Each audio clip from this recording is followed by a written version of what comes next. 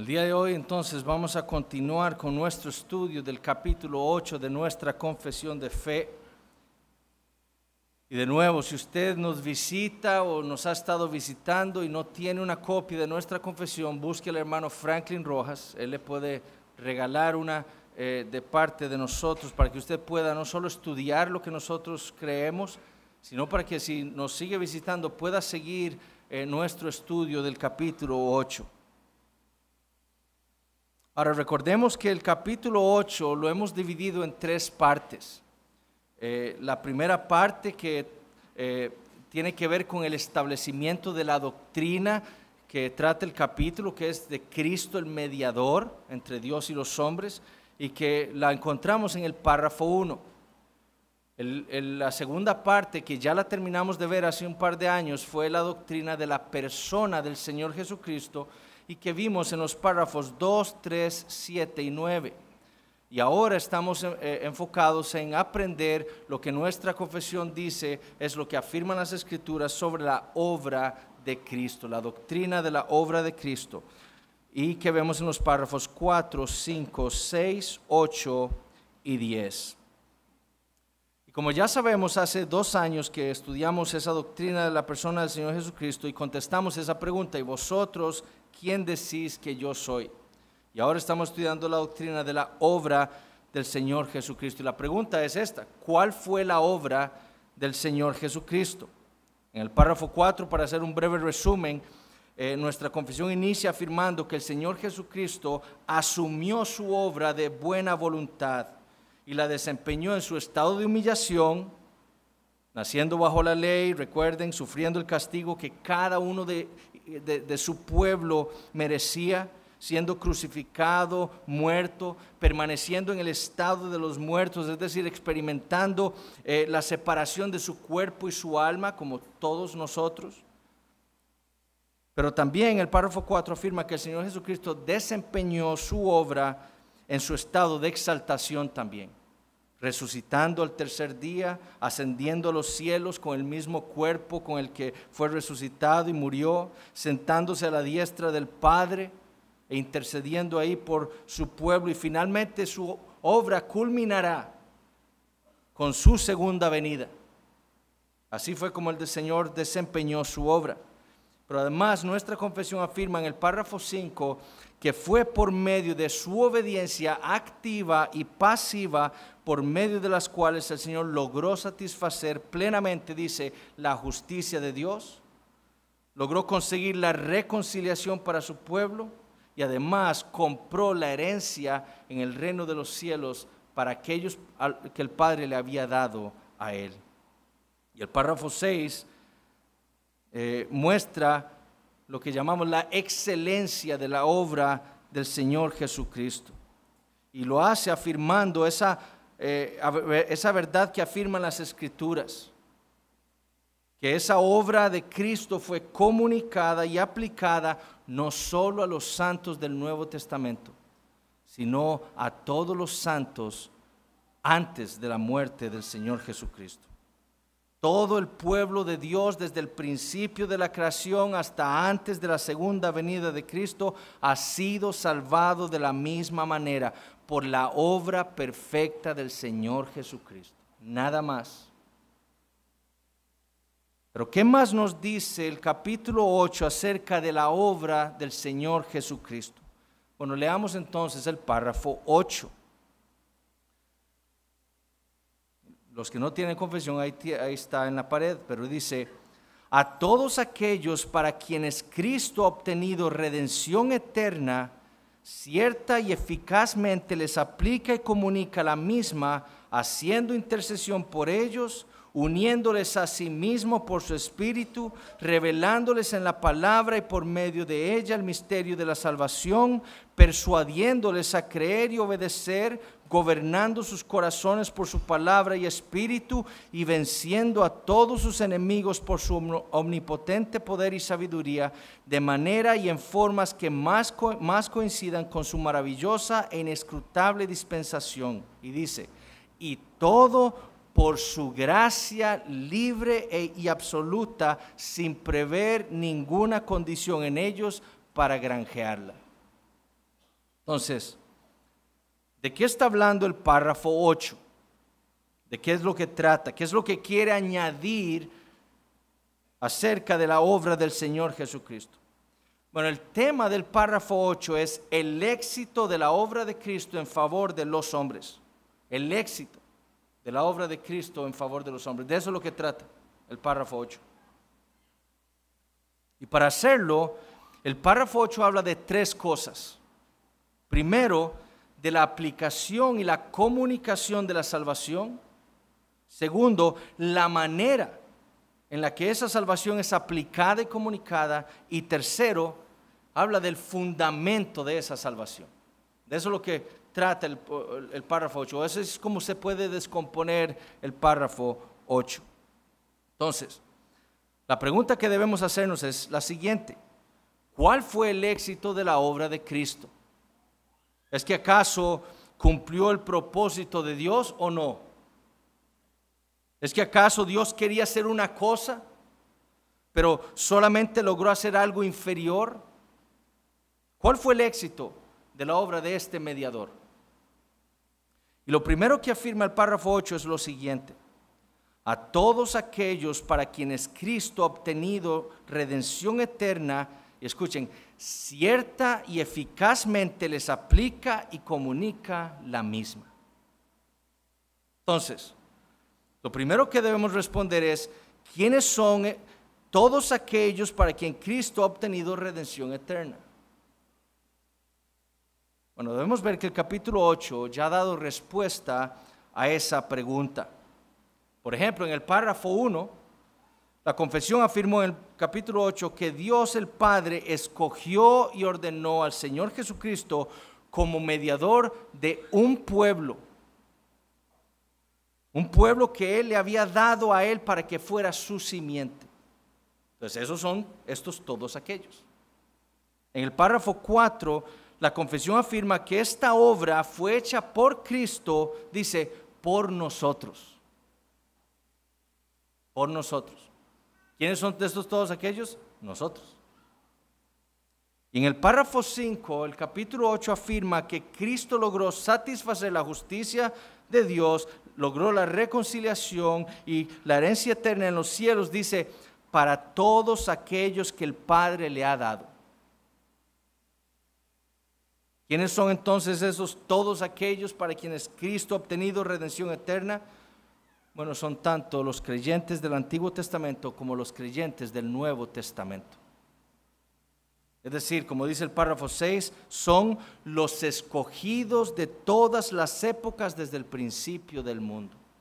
Esos son todos aquellos. Esos fueron los que Dios el Padre le dio a su Hijo en sus manos, como vamos a ver en unos momentos, para que Él actuara como su mediador y pudiera entonces darle la salvación que tanto necesitaba. Son esos. Ahora, un montón de pasajes. Yo voy a leer, si usted quiere los puede ir anotando y los lee en su casa. Pero lo que sí es claro es que la Biblia usa diferentes calificativos para hablar de aquellos por los que el Señor Jesucristo murió para redimirlos. Por ejemplo, en Isaías 53 les llama muchos. En Isaías 53, versículos 11 y 12 dice: verá el fruto de la aflicción de su alma y quedará satisfecho. Este es hablando de Dios el Padre.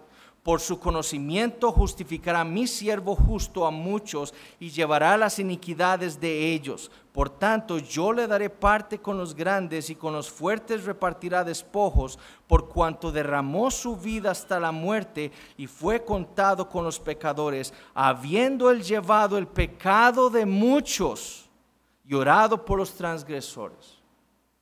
Isaías no dice que este siervo de Jehová en Isaías 53 llevaría el pecado de todos, sino de muchos. Marcos 10:45, el Señor Jesucristo dijo: porque el Hijo del Hombre no vino para ser servido, sino para servir, y escuchen, y para dar su vida en rescate por muchos. Hebreos 9:28. Así también Cristo fue ofrecido una sola vez para llevar los pecados de muchos, y aparecerá por segunda vez sin relación con el pecado para salvar a los que le esperan. La Biblia también usa el calificativo de su pueblo para hablar de aquellos por los cuales Cristo murió. Por ejemplo, en el anuncio del ángel a José, en Mateo 1:21, el ángel le dijo a José: y dará a luz un hijo y llamará su nombre Jesús, y dice, porque él salvará a su pueblo de sus pecados. Tito 2:14, quien se dio a sí mismo por nosotros para redimirnos de toda iniquidad y purificar para sí un pueblo propio, celoso de buenas obras. Hebreos 2:17, por lo cual debía ser en todo semejante a sus hermanos, para venir a ser misericordioso y fiel sumo sacerdote en lo que a Dios se refiere, para expiar los pecados del pueblo. También la Biblia habla de estos como sus ovejas. Juan 10:11, Jesús dijo: yo soy el buen pastor su vida da por las ovejas. Y recuerden que el contexto de Juan 10 es la diferenciación que hace el Señor entre sus ovejas y las que no son sus ovejas. En el versículo 15 de Juan 10 dice: así como el Padre me conoce y yo conozco al Padre y pongo mi vida por las ovejas. Versículos 26 al 30 de Juan 10. Pero vosotros, hablándole Jesús a los fariseos, vosotros no creéis porque no sois de mis ovejas. Como os he dicho, mis ovejas oyen mi voz y yo las conozco y me siguen. Y yo les doy vida eterna y no perecerán jamás, ni nadie las arrebatará de mi mano.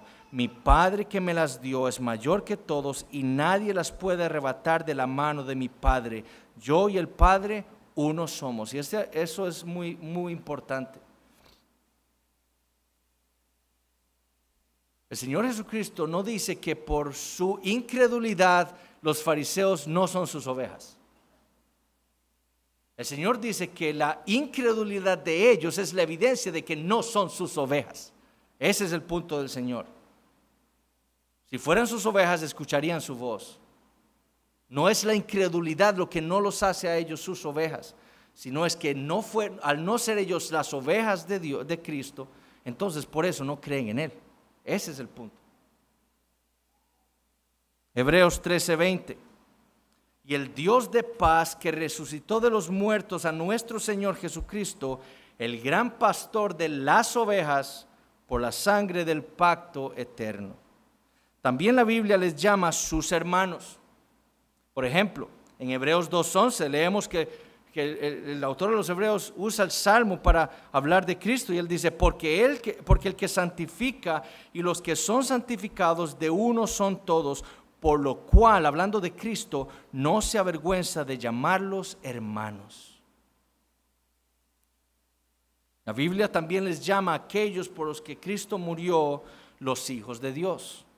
Por ejemplo, en Juan 11:52, Caifás, quien era el sumo sacerdote aquel año, hablando de Jesús, profetizó diciendo lo siguiente: que Jesús había de morir por la nación, y no solamente por la nación, sino también para congregar en uno a los hijos de Dios que estaban dispersos.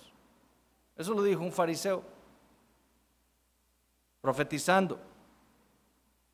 También les llama la Biblia a aquellos que el Padre le ha dado.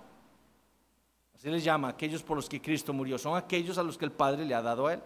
En Juan 6, a partir del versículo 37, escuchen lo que dice: todo lo que el Padre me da vendrá a mí. El Padre me da.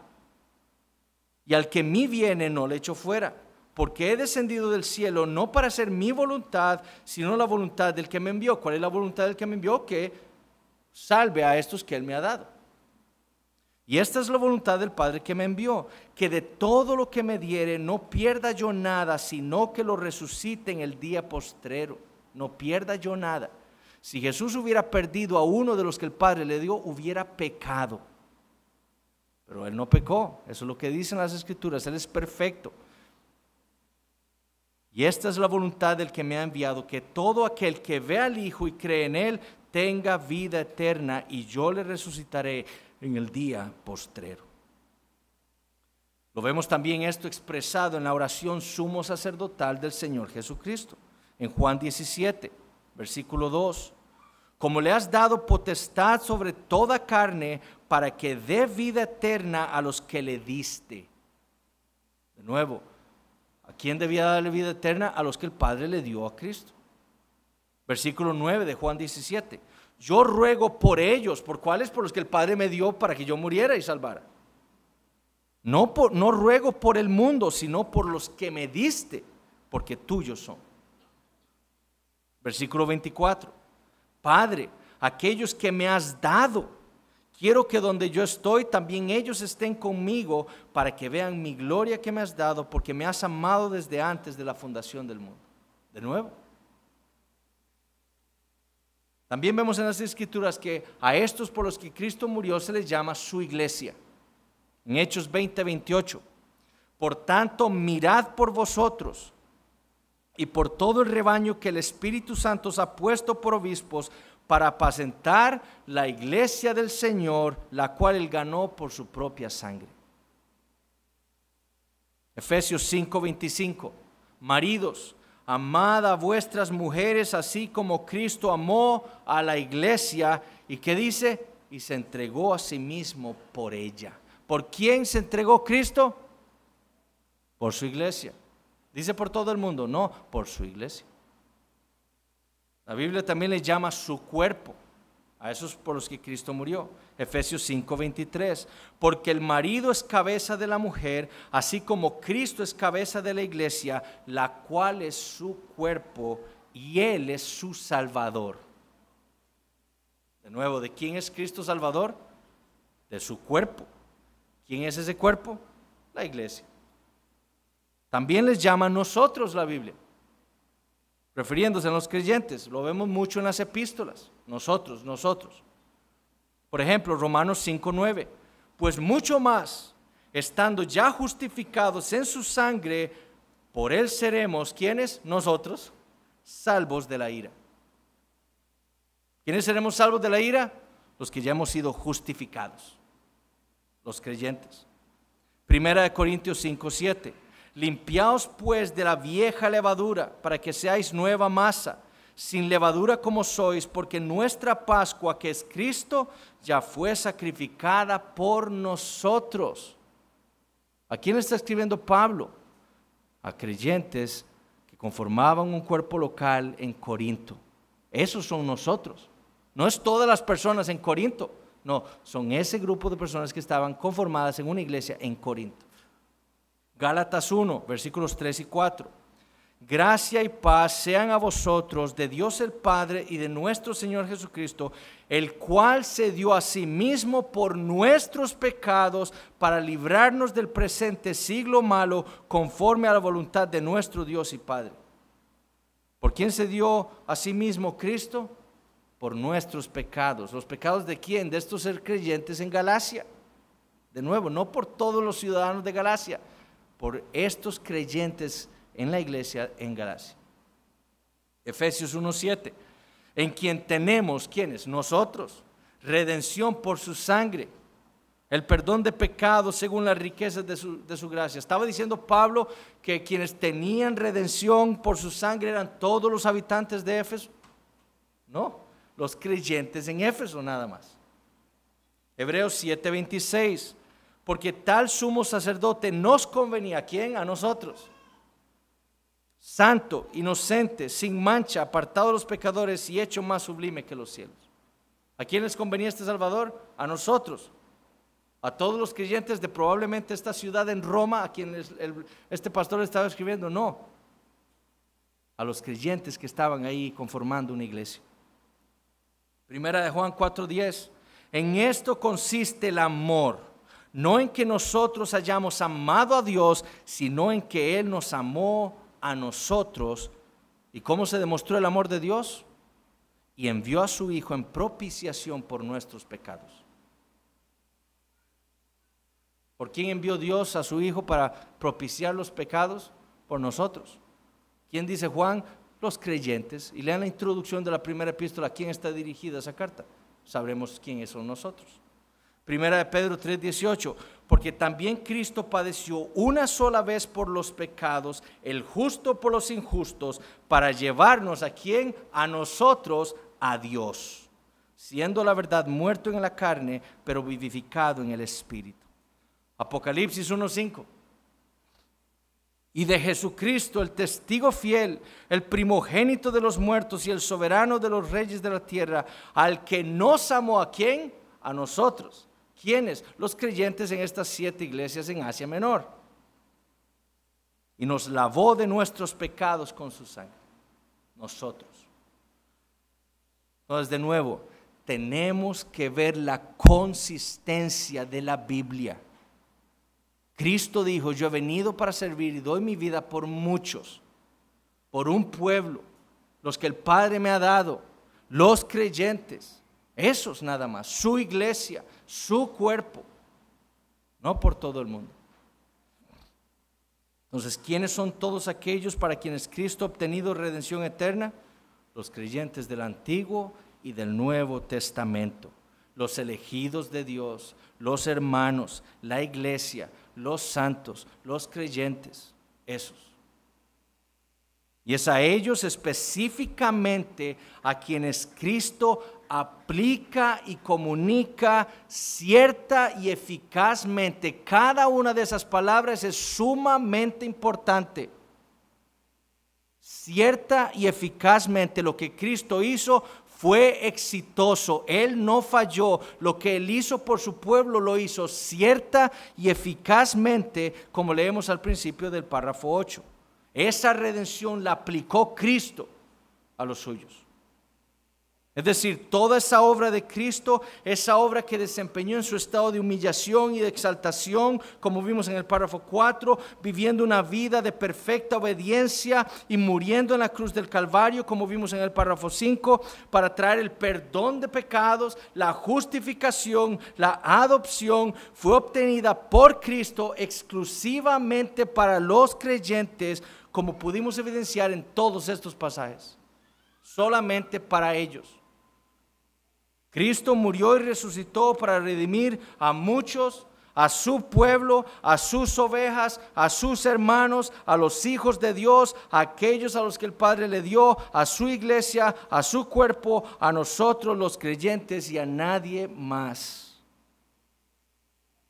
Cristo murió y resucitó para salvar única y exclusivamente a estos. Eso es lo que afirman las Escrituras, como nos pudo haber quedado claro con todo lo que acabamos de leer.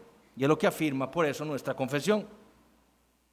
La Biblia afirma que Cristo murió por un pueblo y específicamente por ellos y los salvó perfectamente, como vamos a leer al final. Y por lo tanto, esto es lo que confiesa nuestra confesión. Pues si la Biblia lo dice, que es nuestra autoridad, nosotros debemos confesar lo mismo. Pero también el párrafo 8 afirma la manera en la que el Señor Jesucristo aplicó esa redención o esa salvación a su pueblo.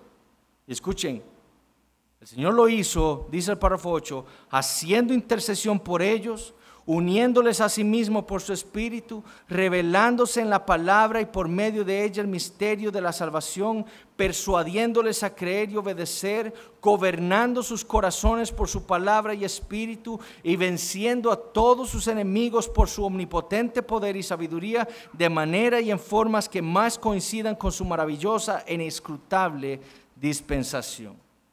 Entonces, ¿cómo hizo Cristo esto entonces? Bueno, primero dice, haciendo intercesión por ellos, uniéndoles a sí mismo por su Espíritu. Como leemos, por ejemplo, en Romanos 8:34. ¿Quién es el que condenará? Cristo es el que murió, más aún el que también resucitó, el que además está a la diestra de Dios, el que también intercede por nosotros. Segundo, lo hizo revelándoles en la palabra y por medio de ella el misterio de la salvación, persuadiéndoles a creer y obedecer. Así lo hizo, esa fue la segunda manera. Juan 15, versículos 13 al 15. Nadie tiene mayor amor que este, que uno ponga su vida por sus amigos. Vosotros sois mis amigos si hacéis lo que yo os mando. Ya no os llamaré siervos, porque el siervo no sabe lo que hace su Señor, pero os he llamado amigos, porque todas las cosas que oí de mi Padre os las he dado a conocer. ¿Qué oyó el Hijo? Todo ese plan de salvación, todo el Evangelio, y Cristo nos lo dio todo a nosotros. O en Juan 17:6, he manifestado tu nombre a los hombres que del mundo me diste, tuyos eran y me los diste, y han guardado tu palabra. Y tercero, Jesús lo hace, dice la confesión, gobernando sus corazones por su palabra y espíritu, y venciendo a todos sus enemigos por su omnipotente poder y sabiduría, de manera y en formas que más coincidan con su maravillosa e inescrutable dispensación. Como leemos en el Salmo 110:1.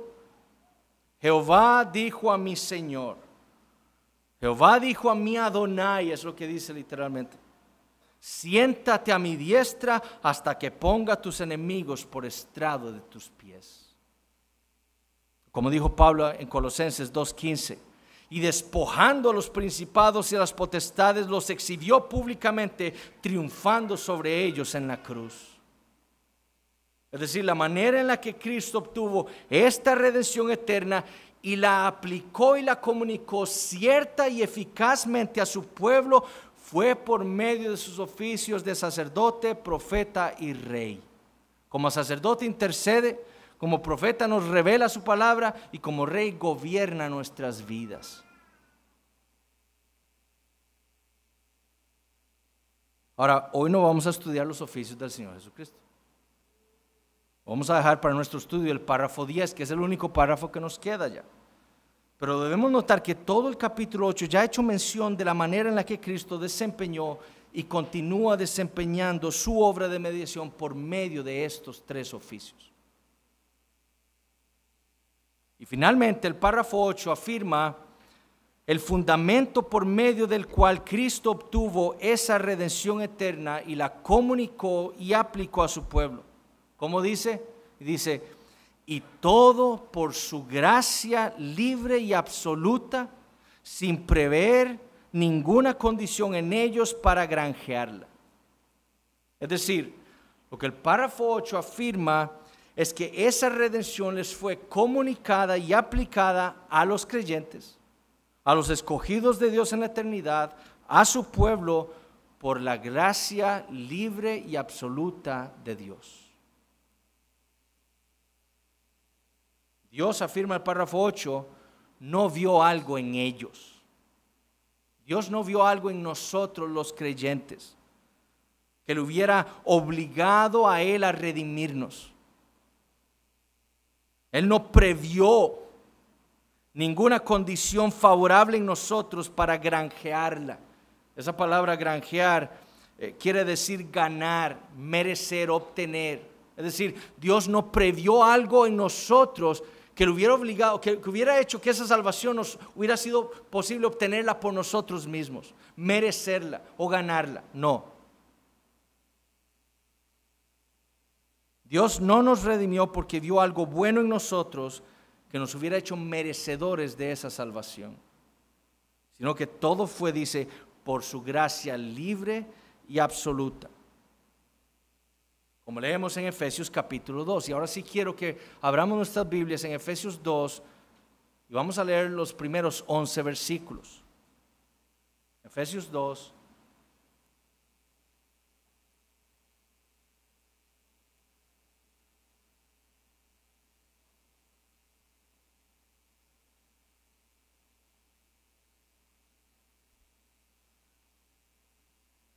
Efesios 2 del 1 al 11.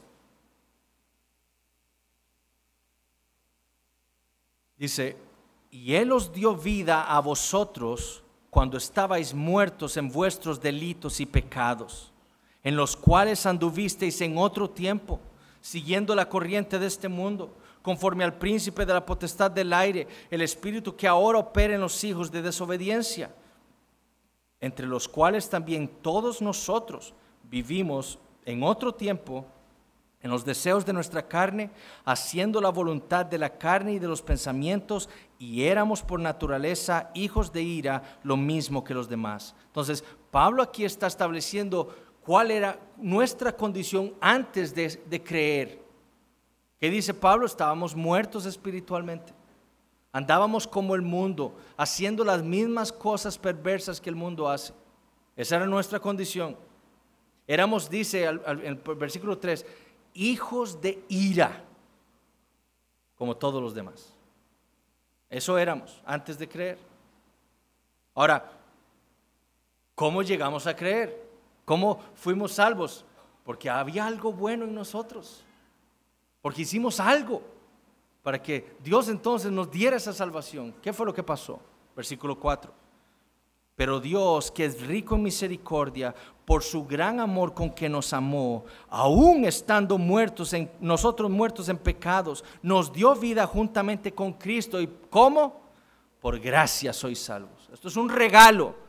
Esto no fue algo que ustedes merecían, fue un regalo de Dios, a pesar de ser ustedes rebeldes, a pesar de estar bajo mi ira. Versículo 6. Y juntamente con Él nos resucitó y asimismo nos hizo sentar en los lugares celestiales con Cristo Jesús, para mostrar en los siglos venideros las abundantes riquezas de su gracia, en su bondad para con nosotros en Cristo Jesús. Porque por gracia sois salvos. Por gracia. ¿Y cómo por gracia? Bueno, por medio de la fe. ¿Y esto qué? ¿Qué es esto? La salvación, la gracia, la fe. Y esto dice, no de vosotros, pues es don de Dios. La salvación que nosotros gozamos, la fe para creer y ser salvos es un regalo de Dios. Y dice, no por obras para que nadie se gloríe, porque toda la gloria es ¿para quién? Para Dios. Porque somos hechura suya, creados en Cristo Jesús para buenas obras. Y vean esto, hasta esto nos es dado por Dios, las cuales Dios preparó de antemano para que anduviésemos en ellas. En nada nos podemos gloriar nosotros los creyentes. Toda la gloria en nuestra salvación, en nuestra santificación y en nuestra glorificación será única y exclusivamente para Dios. Él nos regaló la fe para creer. Él vino a nuestro encuentro a rescatarnos. Él murió y aplicó esa salvación a nosotros. Él, por medio de su Espíritu Santo, nos santifica día tras día. Él nos glorificará. Todo para que Él sea el único que se lleve toda la gloria en todo. Como leemos en 2 de Tesalonicenses 2:16. Y el mismo Jesucristo, Señor nuestro y Dios nuestro Padre, el cual nos amó y nos dio consolación eterna y buena esperanza por gracia.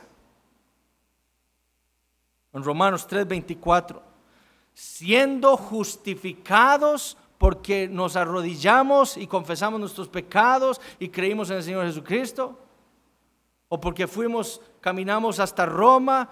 ¿Por qué? ¿Cómo fuimos justificados? Siendo justificados gratuitamente por su gracia, mediante la redención que es en Cristo Jesús. O como leemos en Apocalipsis 21:6, y me dijo, hecho está, yo soy el alfa y la omega, el principio y el fin. Al que tuviere sed, yo le daré gratuitamente de la fuente del agua de vida. Por gracia, gratis. Entonces, este es el éxito de la obra de Cristo en su vida, en su muerte y en su resurrección. Hermanos, si hemos leído algo en todos estos pasajes de la Biblia, es que Cristo no falló en lo que vino a hacer. Si hay algo que debemos ver en todos estos pasajes, es la unidad de la Trinidad en la salvación de su pueblo. Por eso Cristo en Juan 10:31 dijo, yo y el Padre uno somos, tenemos una voluntad. El Padre eligió un pueblo en la eternidad, me lo dio a mí en sus manos, yo morí por ese pueblo y luego el Espíritu Santo vino y aplicó esa salvación a ese mismo pueblo. No hay una disrupción en la obra de la Trinidad. A quien el Padre eligió en la eternidad, por ellos murió Cristo y a ellos aplicó el Espíritu Santo esa redención. Cristo no falló en lo que se propuso hacer, en su obra de mediación. Como sacerdote, profeta y rey de su pueblo obtuvo esa redención eterna. Y noten el lenguaje, esto no fue una posibilidad, sino una realidad. Él obtuvo redención eterna, fue una realidad y exclusivamente para ellos. No por un mérito en ellos, no por algo que Dios haya visto en ellos, sino por el contrario, lo que Dios vio en ellos es que todos estaban muertos en sus delitos y pecados, como dice Efesios 2:1, eran enemigos de Dios, como dice Romanos 5:10, y que estaban bajo su ira, como leímos en Efesios 2:3, sino que lo hizo por pura gracia. Ese es el Evangelio. La salvación es un regalo, no un pago por algo que hagamos. Como dice Romanos 11:6, hablando de la salvación. Y si por gracia,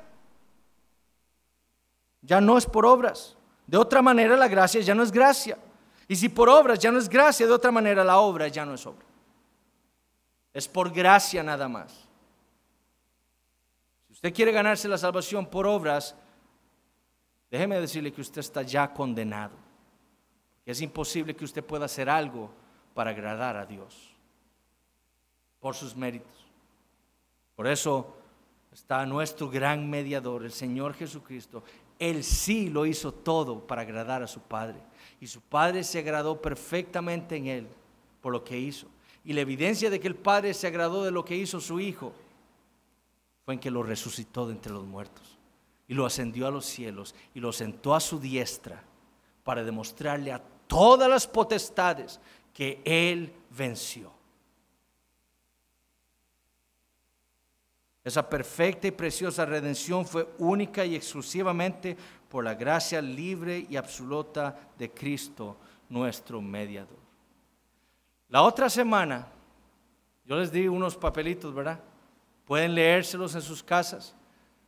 La otra semana vamos a estudiar cómo fue usado este párrafo, no solo por los bautistas particulares, sino antes que ellos, por los presbiterianos en el siglo XVII, para refutar la doctrina de la expiación ilimitada o la expiación universal, que es la doctrina que muchos en el siglo XVII y antes de ellos decían que Cristo había muerto por todos los hombres. Vamos a ver cómo la confesión fue usada por nuestros antepasados en la fe para refutar esa doctrina. Y después, si podemos, la otra semana también, vamos a analizar todos esos pasajes que hablan de todos en el Nuevo Testamento, y vamos a analizarlos uno por uno para saber cómo podemos entenderlos correctamente a la luz de lo que hemos leído, para notar la consistencia de las Escrituras y para saber cómo explicarle esto a aquellos que no creen que Cristo murió por un pueblo específico. Entonces, eso es lo que vamos a hacer, y después estudiaremos el párrafo 10.